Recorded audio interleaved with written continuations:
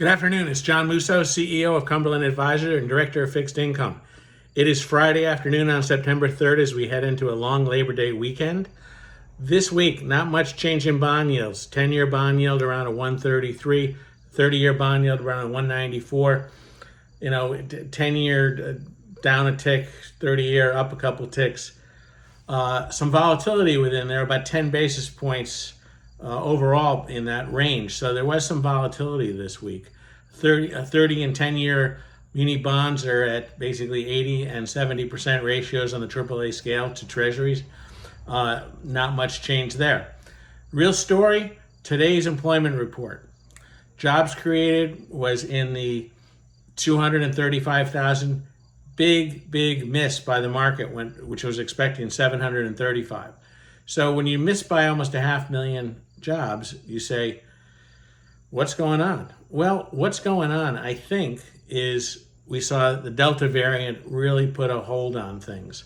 When you look at June and July numbers, which were revised up, so a total of another 100,000 jobs added there, and you look at a positive but less than expectations for August, and then dig further and look at the fact that leisure and hospitality job creation was flat. That tells you that something else is at work, and that's Delta.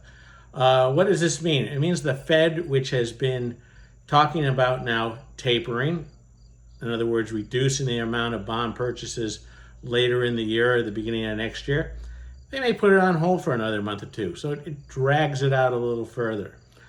Today, you saw bond yields go higher on news that you would normally think would have taken bond yields lower. We think the market looked beyond today's number and said, this is a one-off, partly because of Delta. They looked at the bigger uptick in June and July on jobs and said, that is the trend, and basically bond yields reacted accordingly. We do think as we go into the last 4 months of the year here, we're going to be looking at, for the most part, inflation numbers that will be coming down from where they were earlier this year, high, but looking at run rates that are probably a little higher than the Fed is expecting. And of course, that's because of wage inflation. We know that the sticky part of all of this is the fact that there's a mismatch between jobs, which are going wanting out there, job openings, and those who remain unemployed. So part of it is a mismatch of skills, etc. That should go away over time and certainly slow down over time. But we know that wage inflation itself tends to be stickier than other types of inflation. So again, we need to watch that run rate of inflation as the year goes further on. Our expectation is still slowly grinding higher yields as the economy moves beyond this Delta variant slowdown. We hope you all have a great holiday weekend. We want everyone to be very safe out there. The Delta variant has really ravaged a lot of areas, particularly in the South. We hope and pray for all of those people who are victims, and we want everybody to be careful because it's a long game. Have a nice week. We'll see you next week. Hi, this is Chen, Portfolio Manager at Cumberland Advisors. Since the beginning of September, I would like to discuss the seasonality regarding the month of September. Traditionally, September is the most volatile month of the year. The historical return for September is slightly negative, with over half Septembers ending in losses for the S&P 500. Last year, September had almost 10% negative return on the S&P 500. Even with a fast pullback, the S&P still had 3.9% loss. Additionally, January was the only month so far this year with a negative return on the S&P. It's been 7 months straight up for the S&P. However, last time it happened was in 2018. The S&P had 8 months in a row up. But 2018 ended with the worst sell-off of on Christmas Eve. Additionally, the VIX is hovering around 16 currently. However, it's below the historical average, 18 or 19 level. In the past 4 months, the VIX has jumped above 20 on a monthly basis. If this trend continues, we could expect 25% jump on the volatility index, contributing to the September volatility. Thank you. Have a good weekend. Hi, I'm David Kotok, Chairman, Chief Investment Officer of Cumberland Advisors. I'm standing at the Bayfront project, which is a very large, complex project underway in Sarasota, Florida. So you may hear background noise from a generator, or you may see some workmen, but we decided to have this conversation outside in here. Happy to have my Leans Lodge hat covering me from this sun. A few words as we go into Labor Day weekend. The COVID experience of the last year and a half in the United States is having dramatic impacts on labor force data. It's unusual. Think about the following examples. For 100 years, life expectancy in the United States was rising every year.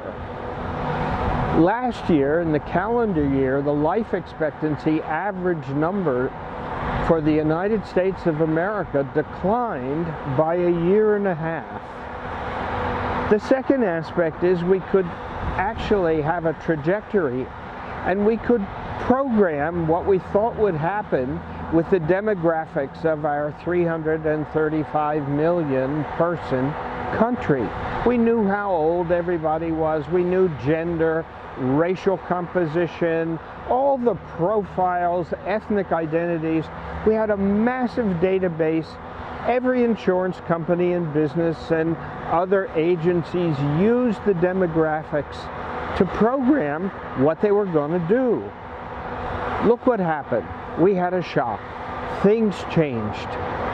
So now we have over a million excess deaths last year through May of this year in the United States, according to estimates made by the University of Washington's studies on those metrics.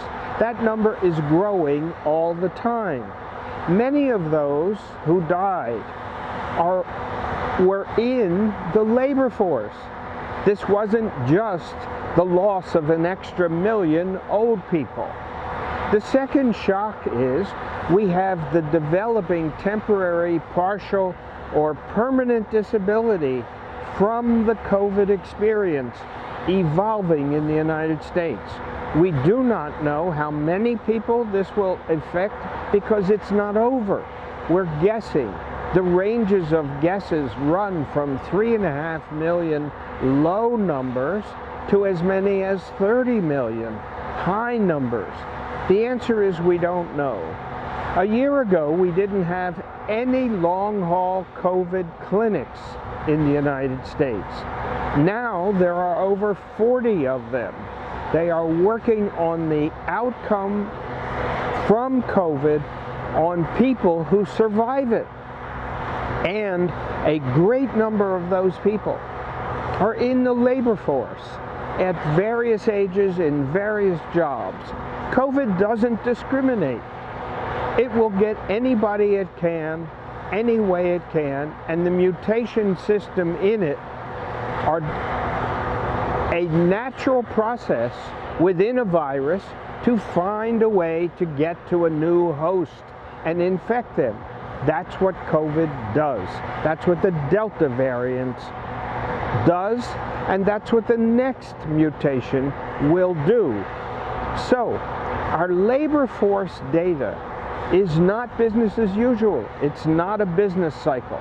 And therefore, when we look at monthly labor reports, when we look at the composition of the labor force, and we look at the evolution in our economy, in our markets, and in our financial system, we must realize this is not a business cycle as usual. This is a very profound shock about which we are learning a lot, and there's a lot more we don't know, but we're going to find out.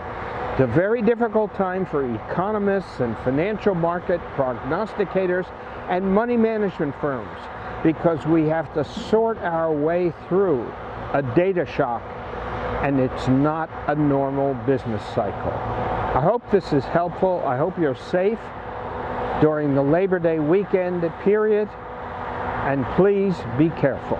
Thank you.